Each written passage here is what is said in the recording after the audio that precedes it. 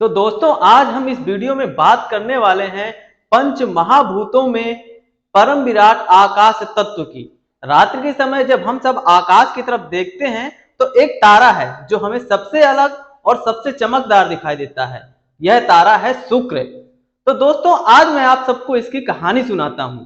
क्या है इसकी कहानी? शुक्र यानी कि शुक्राचार्य, ये ऋषि भृगु और दिव्या के पुत्र थे। पुराणों के अनुसार ये असुरों के पुरोहित तथा गुरु थे, जिसके कारण इन्हें असुराचार्य भी कहा जाता है। इनके बचपन का नाम कवि था। आज से हजारों साल पहले कवि शिक्षा प्राप्त करने के लिए महर्षि अंगिरस के आश्रम में गया। उनके विद्यार्थियों के साथ उनका पुत्र जीव भी अपने पिता के आश्रम में ही शिक्षा प्राप्त कर रहा था। जीव मेधावी शिष्य थे, पर अपने मित्र कवि की तुलना में थोड़ा कम थे। एक बार जीव के पिता महर्षि अंगिरस ने दोनों की परीक्षा लेने के विचार से अपने पास बुलाया और अपने सामने बैठाकर कहा कि मैं तुम दोनों से कुछ प्रश्न करूंगा जिनके उत्तर तुम्हें देना है। उन्होंने पूछा, बेटा जीव, पवन से भी तेज गति किसकी है? जीव चुप रह गया और उसके समझ में भी कुछ नहीं आया। फिर उन्होंने कवि की तरफ देखा तो कवि ने विनम्रता से उत्तर देते हुए कहा, गुरुदेव, मन की गति पवन से भी ज्यादा तीव्र है। अब गुरुजी ने फिर दूसरा प्रश्न किया कि बेटे जीव, ये बताओ कि इस पूरे संसार को किसने ढक रखा है? अब जीव फिर चुप रह गया। उन्होंने निराशा से प्रश्न को कवि से पूछा। कवि ने उत्सुकता पूर्वक तपाक से इस प्रश्न का उत्तर दिया, गुरुदेव, इस संसार को अज्ञान ने ढक रखा है। उत्तर बिल्कुल सही था। अपने पुत्र जीव को मूर्खों की भांति यूं बैठा देखकर, चुप देखकर उनके भीतर एक क्रोध पैदा हुआ जो एक गुरु के लिए अशोभनीय है। उन्होंने तीसरा और आखिरी प्रश्न पूछा कि बताओ आलस्य क्या है? जीव पहले की भांति शांत था। उन्होंने कवि की ओर देखा। कवि ने तुरंत उत्तर दिया, गुरुदेव, धर्म ना करना ही आलस्य है। तो दोस्तों इस घटना के बाद महर्षि अंगिरस ईर्षा द्वेष में आकर अपने बेटे जीव को कवि से श्रेष्ठ बनाने के लिए जब अन्य बच्चे पढ़ाई कर रहे होते थे तो वे हमें कवि को आश्रम के अन्य कार्यों जैसे लकड़ी लाना, पानी भरना, आश्रम की सफाई करना, ऐसे कार्यों में लगा दिया करते थे। समय बीतने के साथ कवि को यह बात समझ में आने लगी कि जब आश्रम के सभी बच्चे पढ़ाई करने बैठते हैं तो गुरुजी उसी समय ही मुझे अन्य कार्यों में क्यों लगा देते हैं। फिर एक दिन बड़ी हिम्मत करके, बड़ी विनम्रता के साथ उन्होंने गुरु अंगिरस से ये प्रश्न पूछा कि गुरुदेव, आजकल आप मुझसे कुछ क्रोधित हैं? आप सदा पढ़ाई के वक्त मुझे अन्य कार्यों में लगा देते हैं।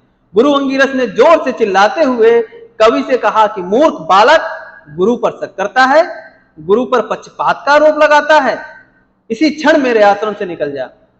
अपने गुरु के आश्रम से निकाले जाने के बाद कवि भटकते भटकते उस समय के महान ऋषि गौतम के आश्रम पहुंचे, जहां ऋषि गौतम ने उनकी शालीनता और बुद्धिमत्ता से प्रभावित होकर उन्हें अपने पास रखा और खूब सारी विद्याएं सिखाई और सारा ज्ञान देने के बाद कहा कि वत्स, अब तुम और भी ज्ञान प्राप्त करने के लिए भगवान शंकर की तपस्या करो, वे ही तुम्हें बाकी विद्या दे सकते हैं। कवि ने गुरु का आशीर्वाद समझकर भगवान शिव की तपस्या प्रारंभ की। कई वर्षों की विकट तपस्या के बाद भगवान भोलेनाथ प्रकट हुए और कवि को ऐसी विद्या सिखाई जिसके बारे में कोई नहीं जानता था। उस विद्या का नाम था मृत संजीवनी विद्या। मृत संजीवनी विद्या के अंतर्गत किसी भी मरे हुए व्यक्ति को पुनः जीवित किया जा सकता है। इस विद्या को प्राप्त करने के पहले ही वह असुरों के गुरु बन चुके थे। अब चूंकि असुरों को यह ज्ञात था कि उनके गुरु के पास मृत संजीवनी विद्या है, अब क्या ही कोई उनका कुछ बिगाड़ सकता था। जब भी कोई असुर मरता था उनके गुरु उसे पुनः वापस जीवित कर देते थे। इस बात का फायदा उठाते हुए उन्होंने कई देव असुर संग्रामों में विजय प्राप्त की और देवताओं को पराजित करते हुए तीनों लोकों पर अधिकार भी कर लिया। तब सारे देवता भागकर कैलाश पर्वत पहुंच गए। फिर एक दिन एक असुर जिसका नाम एकांत था, उसने सोचा कि क्यों ना कैलाश पर ही आक्रमण किया जाए। फिर उसने एक दिन अपनी पूरी सेना के साथ कैलाश पर ही हमला बोल दिया। शुक्राचार्य द्वारा मृत संजीवनी विद्या का इस प्रकार अनुचित कार्य में उपयोग करना भगवान भोलेनाथ को अच्छा नहीं लगा और वो क्रोध में आ गए और एक विशाल काय रूप धारण करके शुक्राचार्य को ही निकल गए। इस प्रकार असुरों की सेना कमजोर हो गई और देवताओं को युद्ध में विजय प्राप्त हुई। इधर शिव के पेट में शुक्राचार्य बाहर आने का रास्ता खोजने लगे। शुक्राचार्य को महादेव के पेट में सातों लोक, भगवान ब्रह्मा, नारायण, इंद्र तथा पूरी सृष्टि के दर्शन हुए। इस तरह शुक्राचार्य 100 सालों तक महादेव के पेट में ही रहे और अंत में हार कर जब बाहर निकलने का रास्ता नहीं मिला तो शिव जी के पेट में ही उन्होंने भगवान भोलेनाथ का मंत्र जाप शुरू कर दिया। इस मंत्र जाप के प्रभाव से भोलेनाथ शुक्राचार्य से प्रसन्न हुए और उन्होंने शुक्राणु के रूप में लिंग मार्ग से बाहर निकाला। तब उन्होंने शिव जी को प्रणाम किया।